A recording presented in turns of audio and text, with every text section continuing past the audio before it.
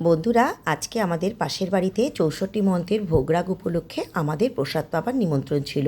তো দেখো, আমি আর মেয়ে চলে গিয়েছিলাম। আমার বরমশাইয়েরও নিমন্ত্রণ ছিল, কিন্তু ওর একটু কাজ ছিল, তার জন্য যেতে পারিনি। তো এই যে দেখো, ওনাদের গুরুদেব ভোগারতি কীর্তন গাইছিলেন আর সব ভক্তরা শুনছিল।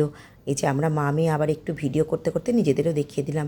তারপরে এই যে দেখো, মাথায় দধিভাণ্ড নিয়ে এই যে দধিভাণ্ড ভাঙছে। তারপরে সেটা সবাই আমরা মাথায় নিলাম।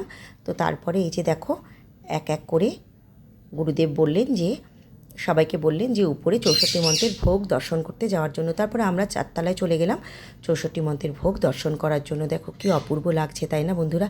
এখানে আসলে আর মনের মধ্যে একটা আলাদাই প্রশান্তি কাজ করে। তো তারপরে এই যে দেখো, ঠাকুরের সিংহাসনটা কত সুন্দর করে সাজিয়েছিল।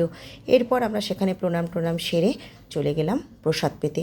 এই যে দেখো, প্রথমেই দিয়েছিল বাল্যভোগের প্রসাদ, তারপরে অন্ন, মোচা, কচুর শাক, তারপরে এই যে দেখো শুক্তো, আর ছিল ডাল, বেগুনি।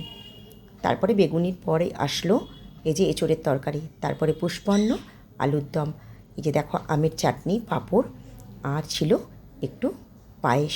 খুব সুন্দরভাবে প্রসাদ পেলাম আমরা। তারপরে এই যে ৬৪ মন্ত্রের ভোগ প্রসাদ ওনারা বাড়ির জন্য দিয়ে দিল।